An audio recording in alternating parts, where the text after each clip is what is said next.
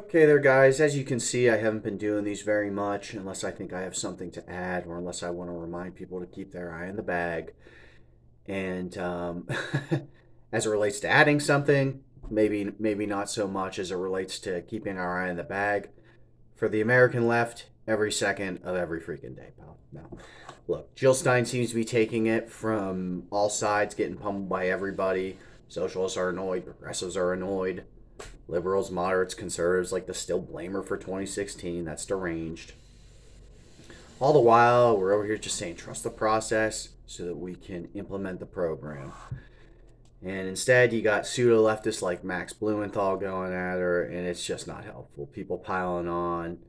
This is not going to get us anywhere. I'll read to you what she had to say. You could say what she had to say is not helpful, but then we'll go from there.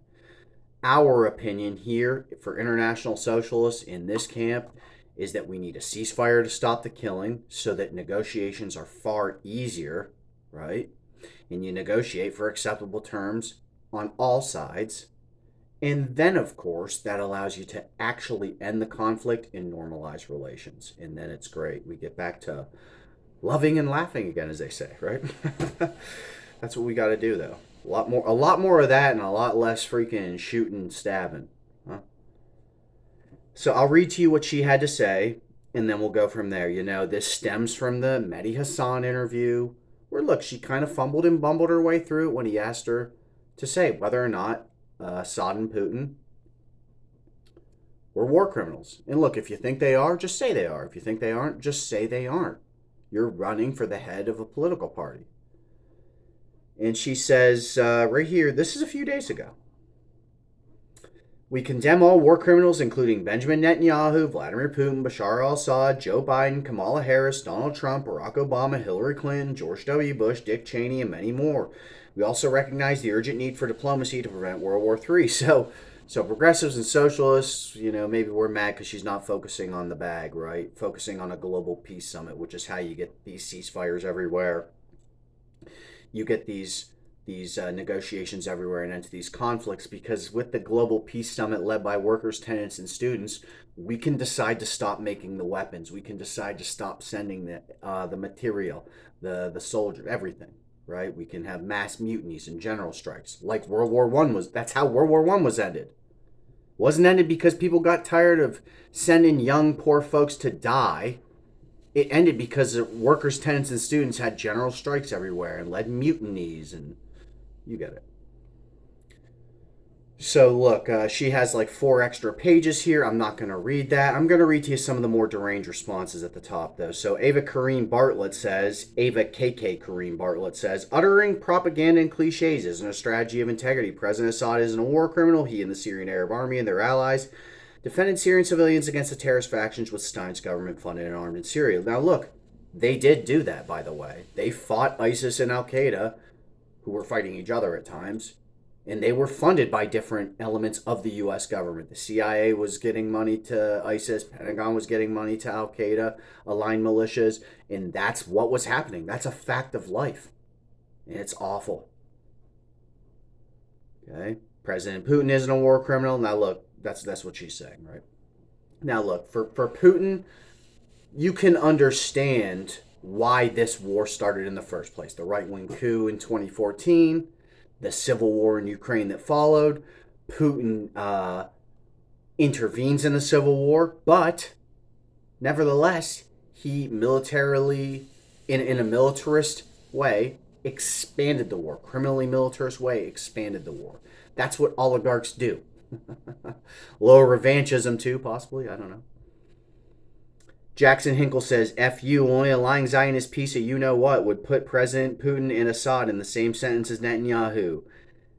Wide right again, Finkel. Every time, I can always count on you. Look, how I categorize those wars is basically what happened. There's no need to defend Assad and Putin for any crimes they've committed while the head of their governments. Right? We know what forces are allied against them and what needs to be done against them. Those sort of things should be decided together by workers, tenants, and students who take power. Arm, train, educate, organize. You take the institutions, and then we deal with these people. Sitting here pummeling Jill Stein on Twitter is not going to get anything done. And Max Blumenthal, of all people. So, liberals, moderates, and conservatives are accusing her of being a Putin puppet. Blumenthal, Hinkle, and these other clowns are accusing her of being a CIA puppet. Y'all should get together and go bowling sometime. I mean, it would be interesting. Max Blumenthal, every time I see this guy, I just think he's got like a game of Pong going on up there, and that's about it. Write it down, fold it up, slap it on the guy, and there you freaking go, pal. That's what you're gonna get. He says, without knowing it, Jill Stein has effectively called for regime change in Russia and Syria. No, that's what Hitler wanted. Hitler wanted to carve up the Soviet Union into a bunch of different fiefdoms. That's what the West wants, right? Western capitalist leadership. That's not what Jill Stein wants. Stop. A destructive program which she has vociferously opposed. Her statement was precipitated by a confrontation with Mehdi Hassan. Here we go. A former British media bottom dweller and wannabe Daily Mail columnist who decided that flamboyantly propagandizing for the Democratic Party was the fastest path to fame in the Beltway corporate press. Nobody would know who you are, Max Blumenthal, if it wasn't for the Democratic Party and your dad, Sidney Blumenthal, right? He says, my understanding is that after the Mehdi affair, the Stein campaign was bombarded, blah, blah, blah. In doing so, she contradicted the arguments she made against Howie Hawkins, the former Green Party leader who supported the U.S. he was the candidate in 2020. U.S. dirty war against Syria and the proxy war in Ukraine, while taking for granted the anti-war activist base that propelled her to national prominence of how many votes again? National prominence. National infamy, maybe. Is Jill Stein running a principled anti-war campaign or playing the same cynical ethno-political games as the two major corporate parties? Why can't you just call them capitalist parties? I don't understand that. The people call it the duopoly is the problem. What's the problem with the duopoly? Are they two socialist parties? No, it's because they're two capitalist parties. The two corporate parties. Well, what's the problem with them if they're corporations? Aren't there corporations in socialist countries? Companies, big companies? Okay. Well, the problem is they're capitalists. Just come out and say it. But he can't say that because we know who pays them. Right? This is all ridiculous. Focus on the bag. Right? Focus on getting a global peace summit, a ceasefire to stop the killings, negotiations for acceptable conditions on all sides, and to the conflicts in Ukraine, Palestine, and beyond.